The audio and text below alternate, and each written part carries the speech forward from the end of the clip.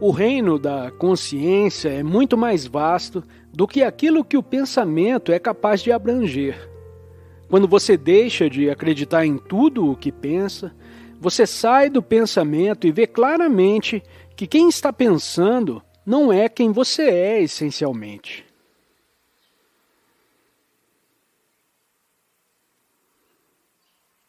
A mente funciona com voracidade e por isso está sempre querendo mais. Quando você se identifica com a sua mente, fica facilmente entediado e ansioso. O tédio demonstra que a mente deseja avidamente mais estímulo, mais o que pensar, e que essa fome não está sendo saciada. Quando você fica entediado, pode querer satisfazer a fome da mente lendo uma revista, dando um telefonema, assistindo à TV ou navegando na internet, fazendo compras. Ou o que é bem mais comum, transferindo a sensação mental de carência e sua necessidade de quero mais para o corpo e se satisfazendo temporariamente comendo mais. A alternativa é aceitar o tédio e a ansiedade e observar como é sentir-se entediado e ansioso. À medida que você se dá conta dessa sensação, surge de repente um espaço e uma calma em volta dela. Primeiro é um pequeno espaço interno, mas à medida que esse espaço aumenta, o tédio começa a diminuir de intensidade e de significado. Dessa forma, até o tédio pode ensinar quem você é e quem não é. Você descobre que não é uma pessoa entediada. O tédio é simplesmente um movimento de energia condicionada dentro de você. Da mesma forma, você não é uma pessoa irritada, rancorosa, triste ou medrosa. O tédio, a raiva, a tristeza e o medo não são seus, não fazem parte da sua pessoa. Eles são estados da mente humana e por isso vão e voltam. Nada daquilo que vai e volta é você. Estou entediado. Quem sabe disso? Estou irritado, triste e com medo. Quem sabe disso? Você é a pessoa que sabe disso. Você não é seus sentimentos. A maioria dos relacionamentos humanos se restringe à troca de palavras. O reino do pensamento. É fundamental trazer um pouco de silêncio e calma, sobretudo aos seus relacionamentos íntimos. Nenhum relacionamento pode existir sem a sensação de espaço que vem com o silêncio e a calma. Meditar ou passar um tempo juntos, em silêncio, na natureza, por exemplo. Se as duas pessoas forem caminhar, ou mesmo se ficarem sentadas, uma ao lado da outra, no carro ou em casa, elas irão se sentir bem por estarem juntas, em silêncio e na calma. Nem o silêncio, nem a calma precisam ser criados. Eles já estão presentes, embora perturbados e obscurecidos pelo barulho da mente. Basta abrir-se para eles. Se falta um espaço de silêncio e calma, o relacionamento será dominado pela mente e correrá o risco de ser invadido por problemas e conflitos. Se há silêncio e calma, eles se tornam capazes de dominar qualquer coisa. Não é preciso ser cristão para entender a profunda verdade universal contida de forma simbólica na imagem da cruz. A cruz é um instrumento de tortura. Ela simboliza um dos maiores sofrimentos, limitações e desampares que um ser humano pode experimentar. Então, de repente, esse ser humano se entrega, aceita sofrer conscientemente. É o que traduzem as palavras de Cristo na cruz. Faça-se em mim segundo a tua vontade e não a minha. Nesse momento, a cruz, um instrumento de tortura, mostra sua face oculta. Ela é também um símbolo sagrado, um símbolo do divino. Ao se entregar, aquilo que parecia negar a existência de qualquer dimensão transcendental torna-se uma abertura para esta dimensão. Há um grande silêncio envolvendo toda a natureza no abraço. Esse silêncio também envolve você. Só quando mantém a calma e o silêncio em seu interior é que você pode alcançar a região de calma e silêncio em que vivem as pedras, as plantas e os animais. Só quando o barulho de sua mente silencia, você se torna capaz de ligar-se à natureza num nível profundo e ultrapassar a sensação de separação causada pelo excesso de pensamento. Pensar é um estágio da evolução da vida. A natureza existe numa calma inocente que antecede o surgimento do pensar. A árvore, a flor, o pássaro e a pedra não têm noção de sua beleza e de seu caráter sagrado. Quando os seres humanos conquistam a calma, eles vão além do pensamento. Na calma e no silêncio, há uma dimensão adicional de conhecimento e de percepção que fica além do pensamento. A natureza pode levar você à calma interior. É um presente dela. Quando você sente a calma da natureza e participa dela, essa calma fica permeada e enriquecida pela sua atenção. Esse é o seu presente para a natureza. Através de você, a natureza toma consciência de si mesma. A natureza, tal como é, esperou milhões de anos por você. Como é a sua relação com o mundo dos objetos, com as inúmeras coisas que o cercam e que você usa diariamente? A cadeira onde você senta, o carro que dirige, a xícara onde toma o seu café. Como é que você os vê e sente?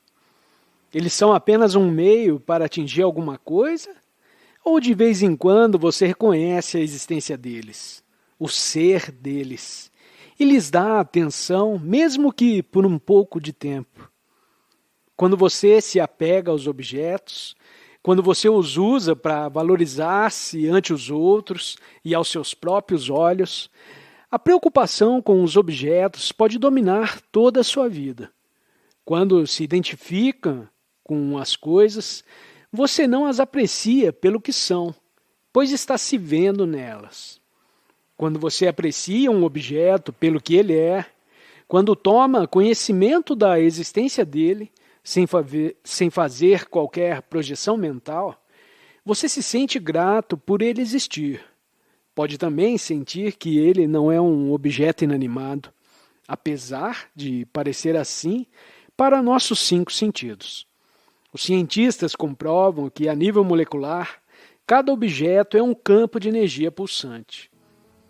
Se você desenvolve uma apreciação pelo reino das coisas, desprendida do ego, o mundo à sua volta adquire vida de uma forma que você não é capaz sequer de imaginar com a mente.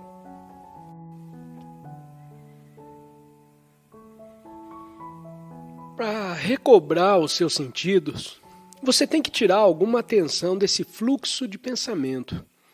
Muito disso é inútil de qualquer maneira. Você tem que tirar um pouco da atenção do fluxo.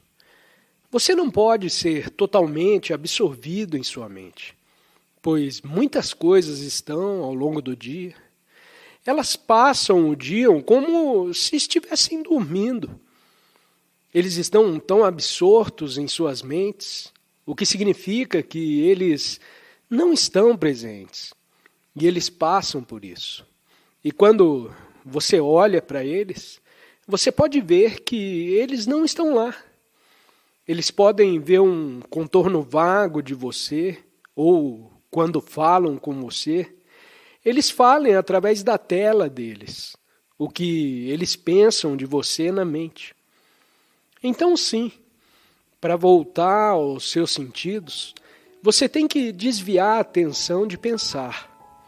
Então você se torna mais consciente do seu entorno visual, auditivo, você pode respirar, o cheiro pode estar no ar, ou sinta a brisa em sua pele. Mas os sentidos predominantes, ouvindo e vendo, isso já o tira da armadilha de sua mente. E então, há um momento, o agora. Quando você está ciente de seu entorno, ou sozinho, às vezes a única coisa como uma flor à mesa, sua mão, ou é a totalidade de seus arredores, a qualquer momento. Você está ciente de seus arredores e você pode perceber, quando chegar a você nos seus sentidos, que há uma interrupção momentânea do ruído mental. O que significa pensar que há uma interrupção momentânea pode ser apenas por alguns segundos. No início, por um momento, você está ciente de que está percebendo o seu caminho, mas não está pensando, não está rotulando suas percepções. Essa é uma maneira de uma mudança incrível na consciência. Outra maneira de colocar isso é você ficar quieto. O melhor é a percepção que acontece contra o pano de fundo da quietude. É uma bela maneira de perceber as coisas.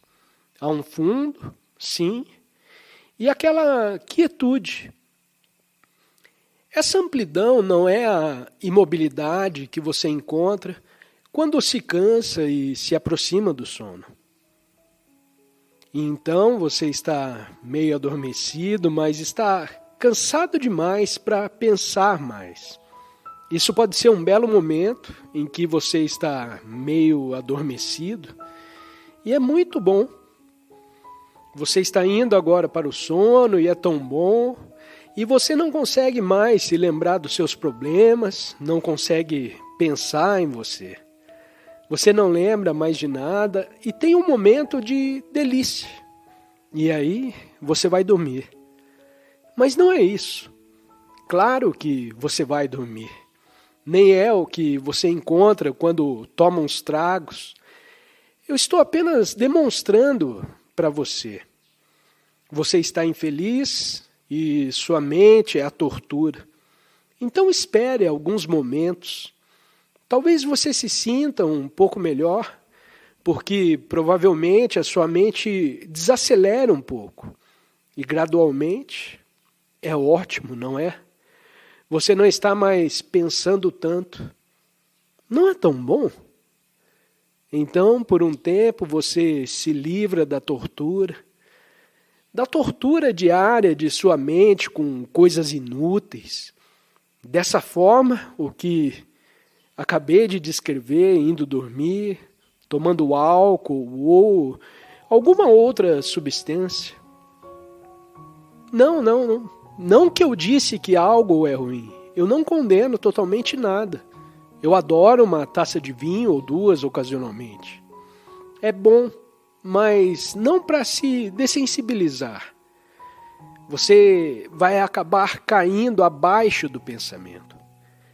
Quando você vai dormir, você cai abaixo do pensamento.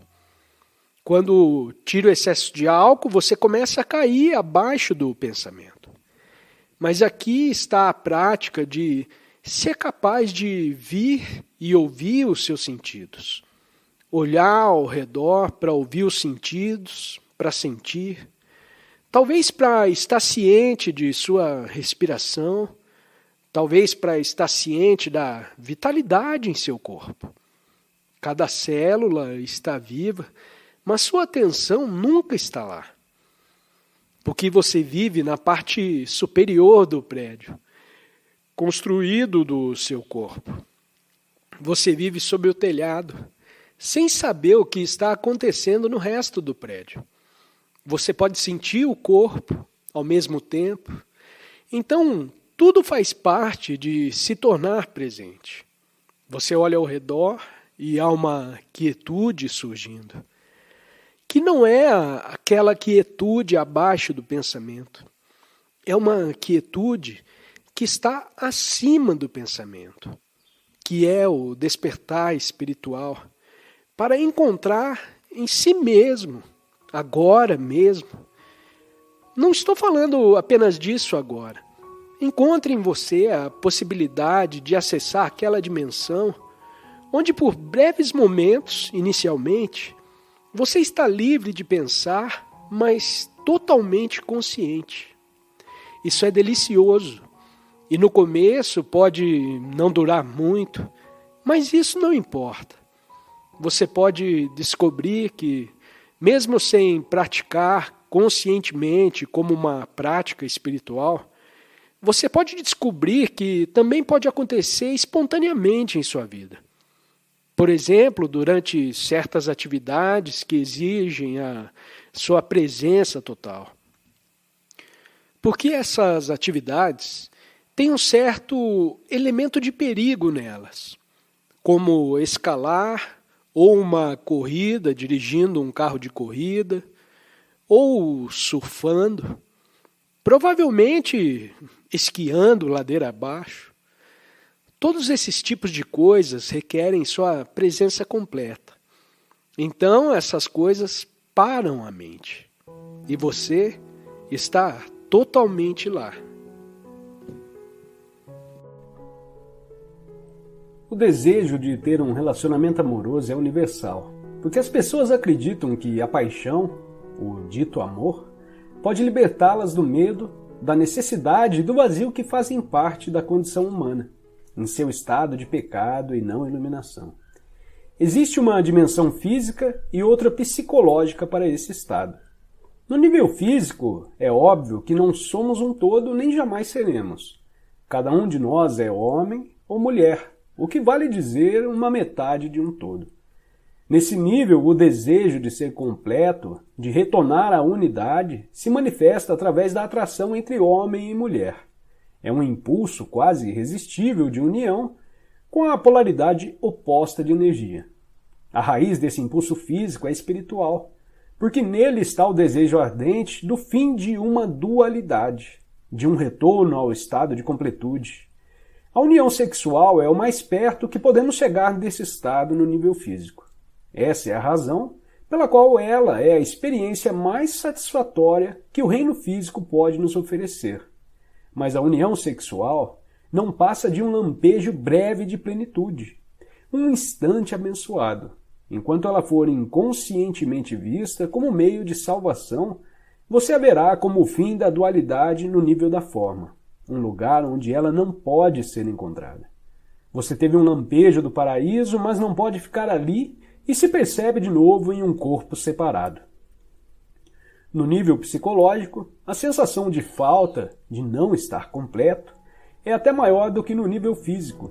Enquanto houver uma identificação com a mente, o sentido do eu interior é dado pelas coisas externas. Isso significa que você extrai o sentido de quem você é de coisas que não têm nada a ver com quem você realmente é, como o seu papel na sociedade, suas propriedades, sua aparência externa, seus sucessos e fracassos, seus sistemas de crenças e etc. Esse eu interior falso, o ego construído pela mente, sente-se vulnerável, inseguro e está sempre em busca de coisas novas com as quais se identificar, para obter a sensação de que ele existe. Mas nada é suficiente para lhe dar uma satisfação duradoura. O medo permanece. A sensação de falta e de necessidade permanecem. Então acontece aquele relacionamento especial. Parece ser a resposta para todos os problemas do ego. Parece preencher todas as nossas necessidades. Todas aquelas outras coisas das quais você tinha extraído o sentido do eu interior se tornam relativamente insignificantes. Você agora tem um ponto focal que substitui todos os outros, que dá sentido à sua vida e até define a sua identidade. A pessoa por quem você se apaixonou. Você não é mais um fragmento isolado em um mundo insensível. Seu mundo agora tem um centro, a pessoa amada. O fato de que o centro está fora de você e, portanto, você ainda tem um sentido de eu interior derivado das coisas externas. Parece não importar muito num primeiro momento. O que importa é que aquelas sensações de medo, falta, vazio e insatisfação não estão mais presentes. Ou será que estão? Será que elas desapareceram ou continuam a existir por baixo da aparente felicidade? Se em seus relacionamentos você vivenciou tanto o amor quanto o seu oposto, então é provável que você esteja confundindo o apego do ego e a dependência com amor. Não se pode amar alguém em um momento e atacar essa pessoa no momento seguinte. O verdadeiro amor não tem oposto. Se o seu amor tem um oposto, então não é amor, mas uma grande necessidade do ego de obter um sentido mais profundo e mais completo do eu interior. Uma necessidade que a outra pessoa preenche temporariamente. É uma forma de substituição que o ego encontrou e por um curto período ela parece ser mesmo a salvação.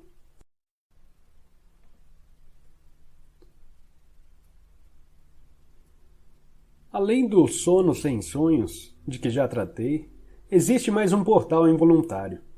Ele se abre por breves momentos na hora de nossa morte física, mesmo que tenhamos perdido todas as outras oportunidades de alcançar a realização espiritual durante a vida. Um último portal vai se abrir para nós imediatamente após o nosso corpo ter morrido. Existem inúmeros relatos de pessoas que descreveram esse portal como uma luz radiante, depois de regressarem do que é comumente conhecido como experiência de quase morte. Muitas pessoas falam também de uma sensação de serenidade abençoada e de uma paz profunda. No livro tibetano dos mortos, ela é descrita como o esplendor luminoso da luz branca do vazio, que seria o nosso verdadeiro eu. Esse portal abre-se por breves segundos e, a menos que você tenha encontrado a dimensão do não manifesto durante a vida, provavelmente o deixará escapar. Muitas pessoas carregam uma grande resistência residual, muito medo e um forte apego à experiência sensorial, uma enorme identificação com o mundo manifesto. Então, quando veem o portal, afastam-se com medo e depois perdem a consciência. Muito do que acontece depois disso é involuntário e automático. Posteriormente, poderá haver um outro ciclo de nascimento e morte. A presença delas não foi ainda forte o bastante para uma imortalidade consciente. Como em todos os outros portais, a nossa natureza radiante e verdadeira permanece, mas não a personalidade. Em qualquer caso, aquilo que for verdadeiro ou de real valor em nossa personalidade é que vai se revelar através dela, como a nossa verdadeira natureza. Isso nunca se perde. Nada que seja de valor, nada que seja real, jamais será perdido.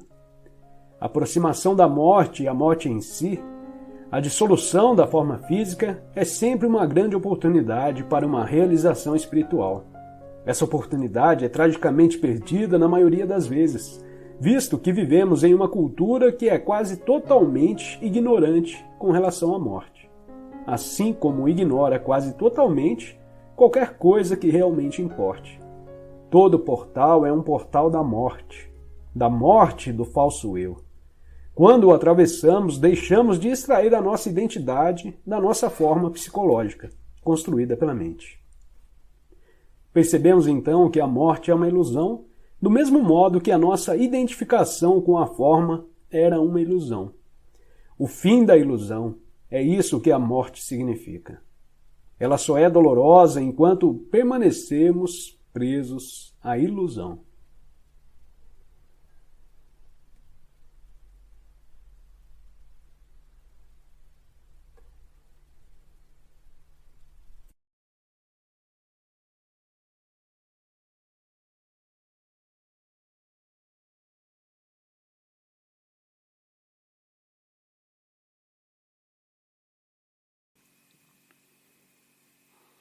O universo quer e cria expansão. Mas por que, tantas vezes, parece colocar obstáculos no meio do caminho da expansão? As coisas dão errado, situações difíceis, pessoas difíceis, perda, confusão. Por que algumas pessoas experimentam a vida como uma maldita coisa após a outra e sempre há coisas erradas? Por que a vida não me deixa em paz? Por que a expansão parece ser bloqueada com tanta frequência, se o universo quer a expansão? Que ele faz, ele quer expandir eternamente, mas também se expande internamente, um tipo de obstáculo potencial. Há um aprofundamento interno e assim vai em direções opostas.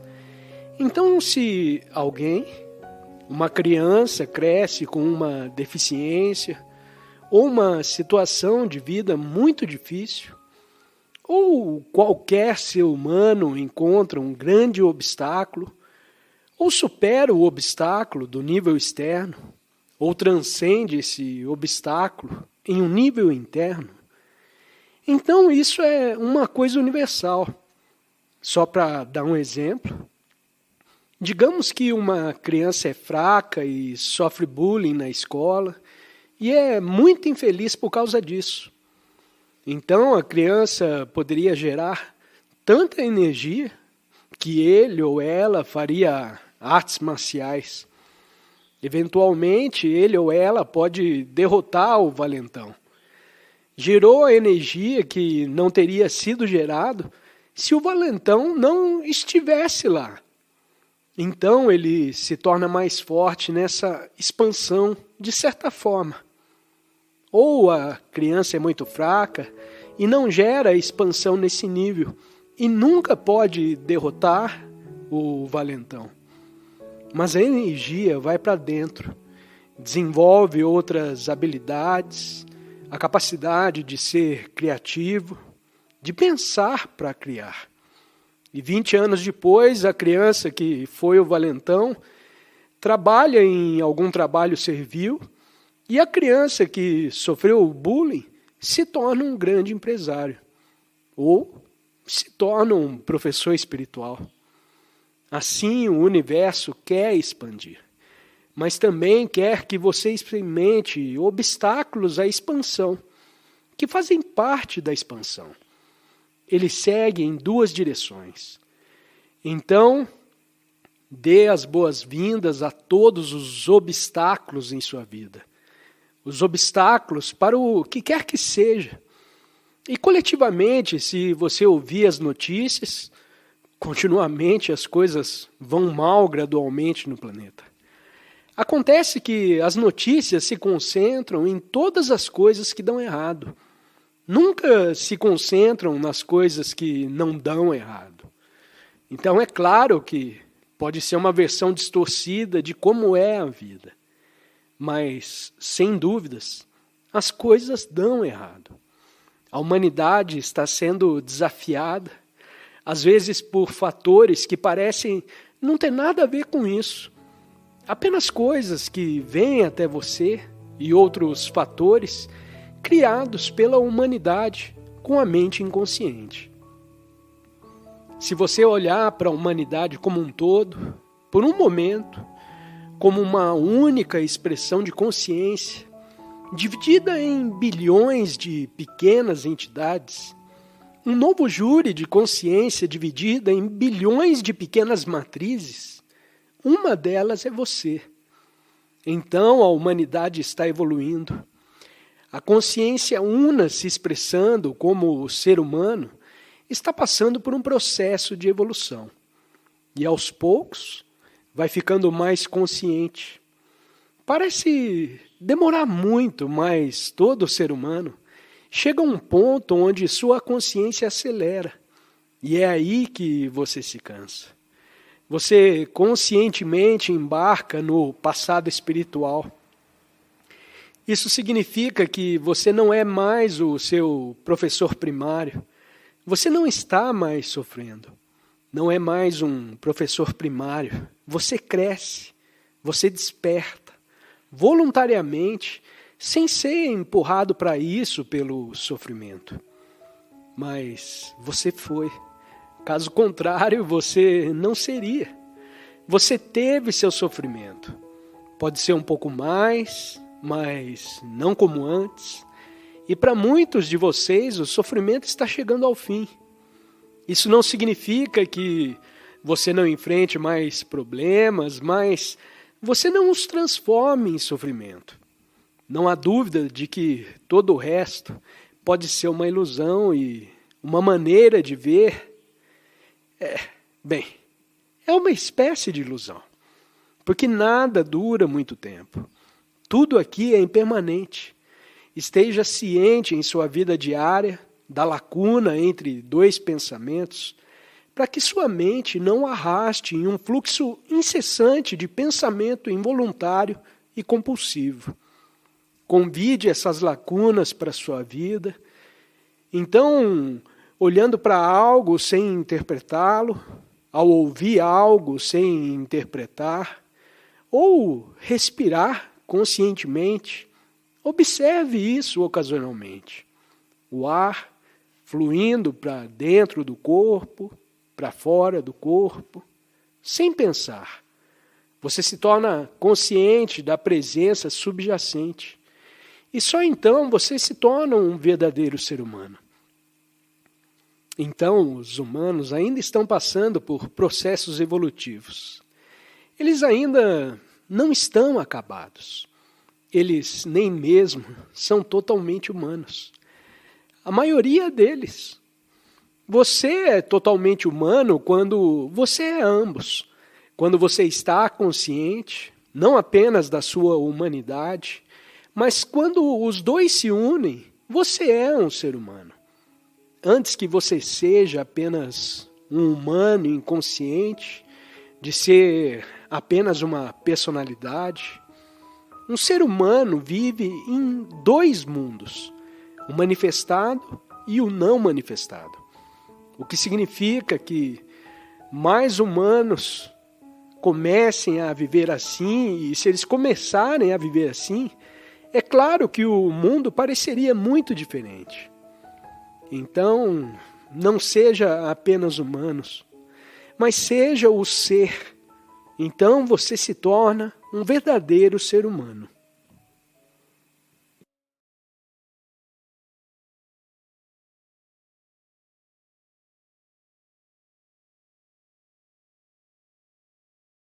Se pretende apoiar nosso canal e ajudar na geração contínua de conteúdo para você, é fácil. Basta visitar o link da lojinha na descrição sempre que precisar comprar algum produto. Com esse gesto simples, você estará oferecendo um apoio valioso.